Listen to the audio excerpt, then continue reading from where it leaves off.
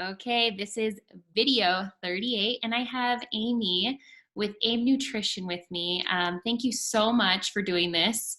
I met her, we were just talking about, I met her at the Kootenai County Police and Fire Memorial Foundation bike ride, and AIM did a whole team. They donated, they were a sponsor of One of the Hour, gave tons of food. AIM Nutrition is someone I love to follow. They're very community minded, but also all the health stuff you guys are doing. So without me talking a bunch, tell me a little bit about you, and then we'll go into AIM. Okay. Yeah. Again, first off, thank you for having me. Good. Um, my name's Amy. I am the founder of AIM. I'm also a wife to Justin Wearne, who's a fireman for the city of Coeur d'Alene.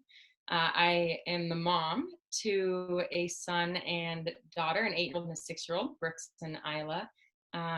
I run the local Wildland CrossFit here in town. So I manage that, and then I run AIM as well as coach a handful of clients. So You are busy. I mean, I love it. Wouldn't change it for the world. Good. So tell me, how did AIM start? So I was a teacher. I have a master's in teaching and was a second grade teacher for 10 years and then a fifth grade teacher.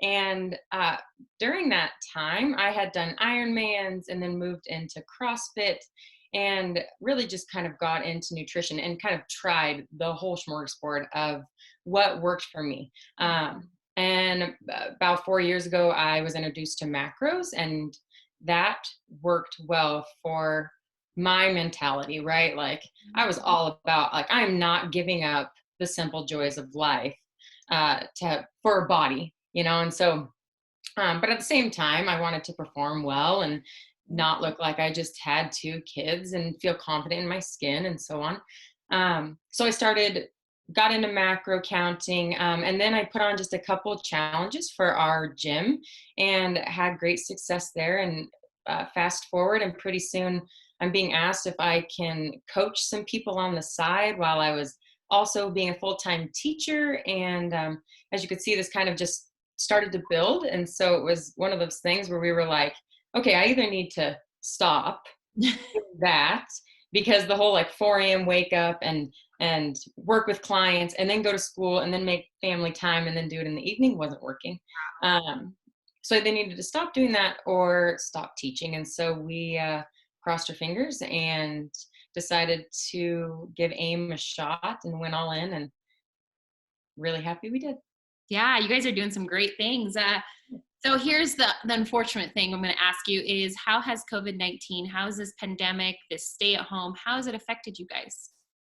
We're a little different because we're not a brick and mortar business. We're run completely remote. And so our coaches, we have 5 coaches, and they work with people all around the nation. And I think the main thing for us is we've seen a bigger shift in our coaching than we have from a business standpoint, right? There were some things we had to put in play. We hold a nutrition challenge like every spring, and we didn't want it to bring on another challenge in an already seemingly challenging time.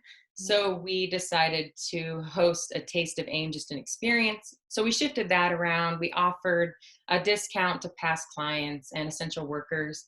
But a big one was that we also had a group, about 30 people, that were going to run the Coeur d'Alene Half Marathon from our AIM community. And so we had this AIM runs a half marathon, right? And I had written a program, and we were kumbayaing it, and then it got canceled. And so what was awesome is we actually kind of got together, and I went on our closed Facebook group and was like, what do you guys want to do? Like who still wants to do this? And most people were like, I do. Like this wasn't necessarily about running the Coeur d'Alene half. It was just about accomplishing something. So we shifted, and we are putting on our own marathon or half marathon in a couple weeks, and we've created a course. I have things ordered for the people that accomplish this task, and we've been running and so on. So that has been pretty fantastic, right? That was like a shift for us. But yeah, business wise, we're doing all right. We're a little different in that standpoint. But and really just focusing now on helping people transition through these different times, right? Into the stay-at-home order and now out of the stay-at-home order. So big shift coaching wise, I would say. Yeah, and I think it's really important to, I mean, right now we're all dealing with the nutrition probably while we're at home. We're at home more, like we're not on our regular routine. So I guess kind of tell us the importance of, I guess, working or hiring AIM. Yeah.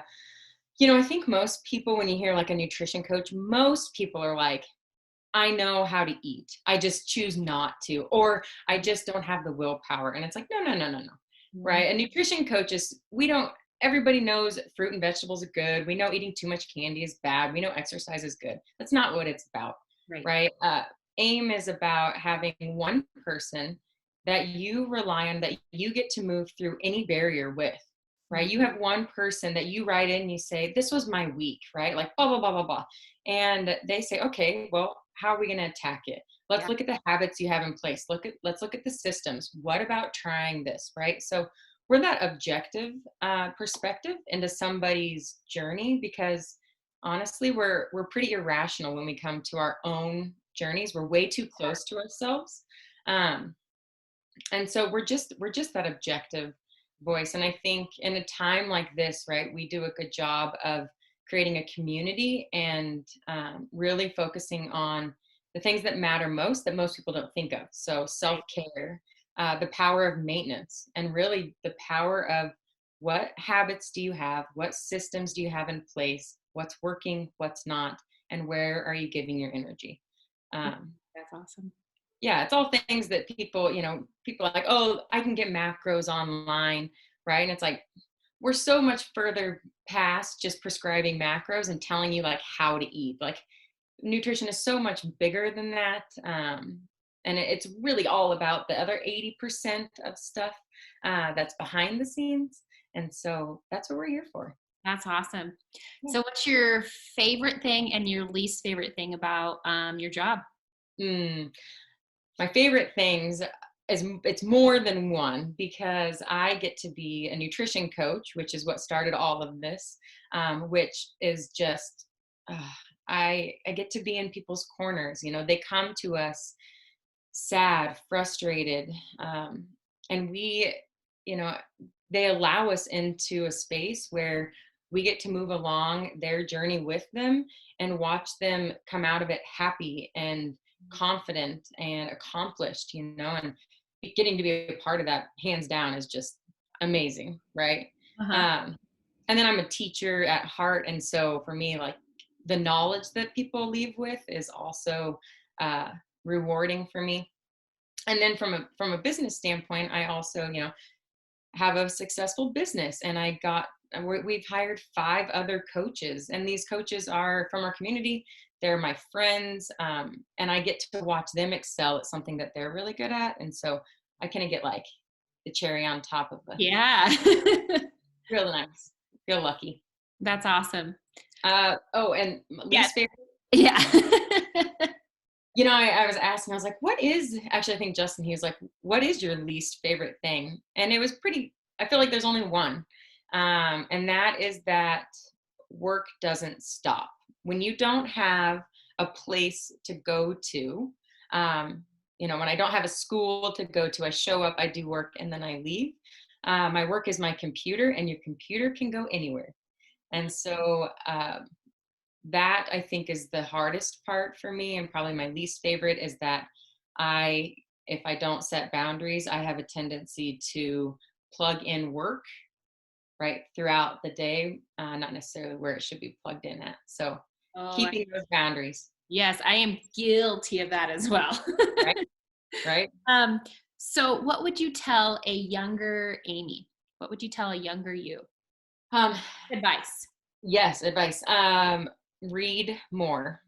I Mm, think, reading I reading and just getting out there and seeing what's out there. That's one part of it, because a lot of us don't really know what's really out there, um, and we don't realize how much we don't know.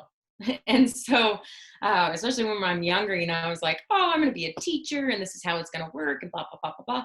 And there was this whole world of stuff that I didn't, um, wasn't privy to. I wasn't aware of. And so I think reading more and getting myself more exposed to other ideas is something that I would hope to help my children do.